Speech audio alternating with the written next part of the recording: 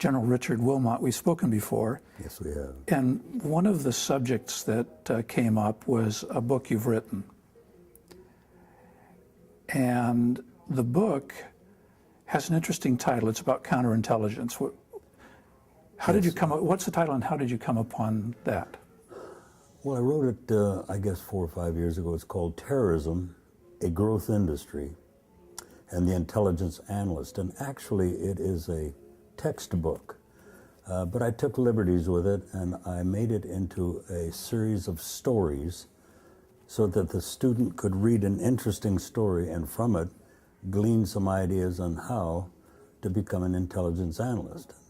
I thought it was really great. The people that wanted it written thought it was wonderful also. So, you know, if you're out there in the general public and you want to learn something about terrorism, try this little book. It's about 180 pages, 160 pages, something like that.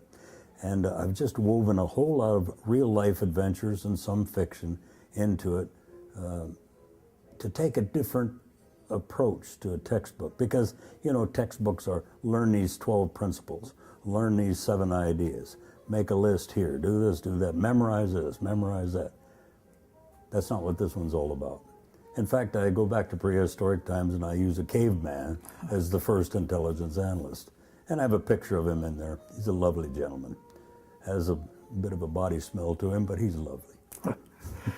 And it was intended, I guess you wrote it, as something of an introduction or a primer to someone making their entry into the intelligence community? That's correct. It's to be used at probably the junior, senior level, or maybe even a master's degree in intelligence analyst, in the intelligence analyst business. And there are quite a few students across the country now studying to become intelligence analysts. Right. Just to end off on that book before we move on to your next one. Right. Has the world changed to any, how should I say, to the degree that would make this book obsolete in any way? No, I don't think so. I think the principles that are in the book are applicable today and will be 10 or 20 years from now. It does, however, seem to me that the terrorism movement has been slowed. It's been sort of stymied in some ways. And yet, I must tell you that my definition of terrorism is completely different from the definition of the government. They talk about, you know, a terrorist holds the audience hostage through terror. It looks for a lot of publicity so that in the blowing up of some building and the killing of 32 people on a bus or whatever, it's all publicized and becomes knowledge and engenders fear. I think that definition is a good one, but the definition should be bigger because terrorism starts in the home. It actually starts in the home. Terrorism is in our genetics. We have husbands that beat up their wives, beat up the children, kick the cat, stomp on the dog. We have wives, believe it or not, that do the same thing. In fact, the most unsafe day of the entire year in the American home is Super Bowl Sunday. Statistically, there are more domestic violence calls on that day than any other in the year. Why? Because Dad bet $100 on the Green Bay Packers and they just lost. And he's had 6 or 8 beers. He's got to take it out on somebody, and he takes it out on his wife. Now that is a pretty sick and sad explanation of how terrorism begins, but that's how it begins. And then it is passed along and it becomes, in fact, an extremely violent industry that affects and impacts people around the world, not just within the household. You know, I think that's the first time I've heard anyone personalize terrorism and see it at the source point, if you want to look at it that way. It's an interesting perspective. I really believe it. I really believe it. I know you do. While on the subject of intelligence, and it's sort of, we hit a midpoint between the book you've written and the book you're writing, you tell a story, an anecdote of needing to know what kind of lock was on the embassy, the American embassy, the U.S. embassy Yes.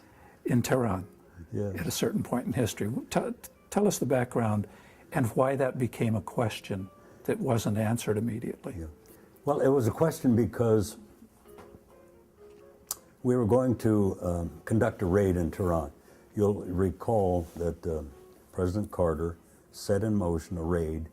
The troops landed in the desert. It got all fouled up for several reasons, which I can discuss if you care to. But anyway, one of the key things before that raid took place was the issue and the question of how are the gates at our own embassy secured? Because that's where the hostages were kept. Yeah, because that's where the hostages were being held, some 100 or so in that building in our own embassy. It was at that time that Admiral Stansfield Turner, was looking, I presume, at the budget of the Central Intelligence Agency, and he decided, and maybe he was pressured, maybe the president decided it for him, maybe Congress decided it for him, but he had to somehow reduce his budget, and he looked at the whole part of his agency that had to do with human intelligence. And I think he eliminated some 800 slots, employees that were in the HUMINT business. I'm not sure if it's his fault, I'm not sure whose fault it is, but they technically destroyed the whole HUMINT movement within the intelligence business. Now when the Shah of Iran was in power, we had thousands of people that lived in Tehran, Americans, that knew all about the city. And now we had this little question, what is holding that gate shut? Is there a chain on it with a big padlock? Is there two big keys that you put in the gate and you turn them and you open? Didn't know. Had no HUMINT. Couldn't go to anybody, couldn't figure it out. So what did we do? We took two Special Forces soldiers who had German backgrounds, who spoke German. We dressed them up like German businessmen. We gave them bogus passports. We sent them to Tehran. We sent them to the embassy like they're just walking up the street, moseying along. And they eyeballed that which was keeping the gate shut. And that's how we solved that problem. Well, in the end, we really didn't need to solve it because we never got to the gate. We only got to the desert. And we had a terrible mess there. And the raid was an absolute failure. There have been wonderful raids in the past. You know, the one that took out Saddam Hussein, perfectly executed. The raid at Entebbe that the Israelis conducted at that airport, perfect shot. But that one in Tehran did not work. And it was a shame. It does underscore the value of having information when you need it. It does. Even if you don't know you're going to need it at some point. That's correct. It does underline that. And it also says something about diversification of your capability and your ability to collect intelligence. You can't rely 100% on the technical stuff, radars, satellites, intercepts. There are people in back alleys at 2 o'clock in the morning in coffee shops sitting around a table conspiring to do evil acts. And if you're going to hear about that and know something about it, you need one of those coffee drinkers to be a human intelligence collector for the USA. Right. The other book I want to talk about is a work in progress at present.